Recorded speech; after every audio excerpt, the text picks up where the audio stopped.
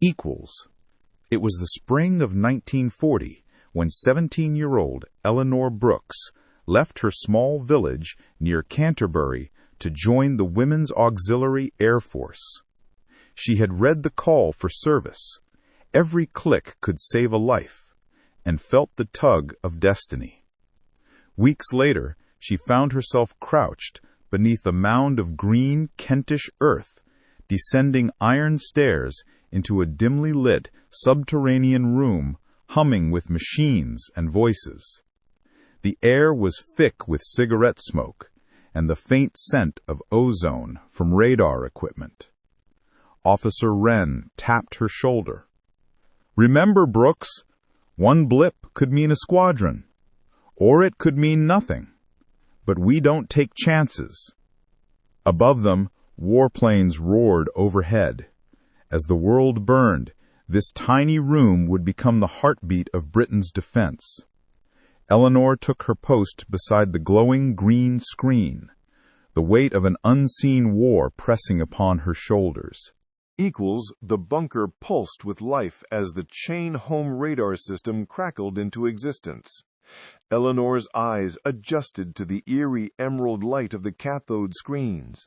Lines wavered, dots flickered, each one possibly enemy aircraft crossing the channel. "Plot 20 miles east of Dover," cried Corporal Hensley. Chalk moved swiftly across the large plotting map, a living rhythm of defense.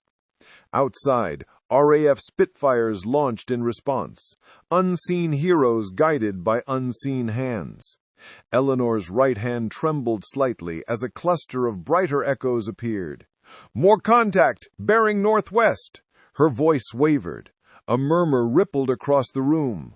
The Luftwaffe was coming again. Somewhere above the clouds, men would soon fight and fall. Below, in silence, the radar girls would bear witness through the dance of ghostly echoes. The radio static hissed like a restless storm. Every few seconds it broke into sharp bursts, the encoded language of detection and defense. "Sector control to Kenley. Bandits approaching Dover at Angels 15. Eleanor watched as the dots converged.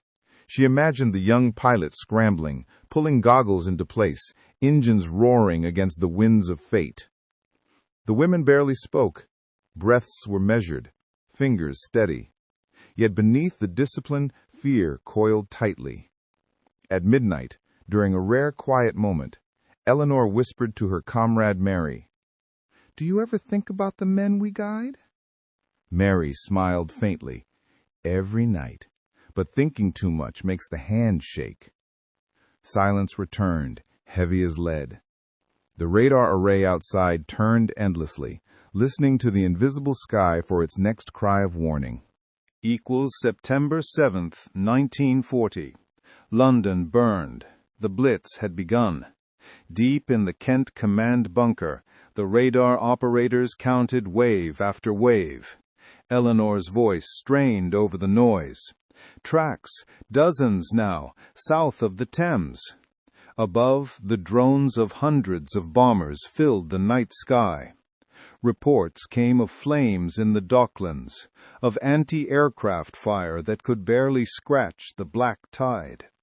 "Keep plotting, keep calling," shouted Flight Officer Wren. Red pins covered the map until it looked like a bleeding heart. Eleanor fought tears as the lights of London flickered on the horizon, smoke rising into the black night. "If we stop now, they'll strike blind," Wren whispered. So they kept working, kept watching, guiding fighter squadrons through the inferno. The bunker never slept, only listened and endured. Morning came with a sour scent of smoke drifting even underground. The candles flickered in dusty corners as ash fell lightly from vents. Kent itself was scorched. Eleanor stared at the duty board, 18 hours on, 4 hours off. Exhaustion was an enemy all its own. Outside, RAF squadrons returned damaged, the pilots dazed and blackened with oil. Word reached them of friends lost over the channel. "We saw them vanish on the screen," Mary whispered, voice breaking. "Just gone." Eleanor touched her shoulder gently. There were no right words, only tasks. The radar equipment clicked back to life, tracking yet another wave.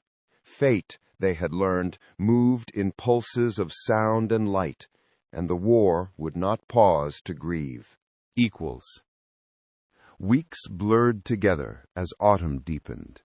The monotony of the radar returns lulled the weary crew until, one night, the screens erupted again. "Echoes, northeast, multiple fast returns," shouted Eleanor. But moments later, the signals vanished. False alarms plagued the system. The engineers called them angels, phantom aircraft from atmospheric interference. Yet tonight they weren't sure. "Could be weather," said Wren, though her voice lacked certainty. The bunker fell still. Outside, cold rain swept across the Kent hills. Eleanor stared at the empty screen, haunted by that sudden silence. Somewhere above the clouds, real or imagined enemies prowled. For the women below, every heartbeat was measured against the invisible canvas of war. Equals. By mid-October, the Luftwaffe shifted to night raids. The radar rooms became the front line of darkness. Inside the Kent bunker, lightning flashed and rain hammered the entrance above, but the operators remained still. Eleanor adjusted the dials, listening to the distant hum of transmissions. "Plotting new course bearing 125, she said quietly. Across the table, Mary fought sleep, her eyes red from fatigue. Somewhere overhead, radar-guided searchlights lanced across the cloud cover, illuminating the enemy's fleeting shadows. "Hold them, girls. Just a few more minutes until our fighters find them," came the order. The bunker walls shook faintly from guns far away. They could not see the battle, but they shaped it, second by second, breath by breath. Equals winter crept across Kent, cold and relentless. Yet inside the bunker, something had changed. The RAF was gaining confidence. Radar was proving decisive. In December 1940, reports arrived that enemy losses were mounting, air raid sirens less frequent. During a rare break, Eleanor and her comrades stepped outside. The fields glistened with frost under pale sunlight. "We did this," Mary murmured, watching contrails fade far above. "Us and the boys in the air." Eleanor nodded, smiling faintly. The silence felt sacred. For the first time in months, no distant rumble of bombers disturbed the sky. Their unseen battle, fought in wires and echoes, had helped save the island they called home. Equals. By early 1941, the once secret bunkers were the silent guardians of Britain's airspace. Visitors came from command. Air Chief Marshal Dowding himself commended the women. Yet few outside their unit would ever know their names or faces. Eleanor received her commendation slip quietly, folded it, and went back to her post. Heroes were made of more than flight and gunfire. It was duty, steady and unseen, that turned the tide. As the war spread to new fronts, new dangers, the girls of Kent stayed vigilant. Each whisper of radar returned carried with it the memory of those dark months when their courage held the line between invasion and survival. Equals. Years later, long after the guns had fallen silent, Eleanor returned to the site near Dover. The bunker was overgrown with ivy, its steel doors rusted and the air still. She stepped inside, her footsteps echoing where once the sound of radar pulses filled the chamber. Faded markings on the walls drew her back to those days. The green glow, the fear, the hope. "We heard the wings in the dark," she whispered, recalling every life saved by unseen hands. The war had passed, but their watch had not been forgotten. The radar girls of Kent had conjured victory from static and silence, proving that even in the darkest hours, light could be found beneath the earth.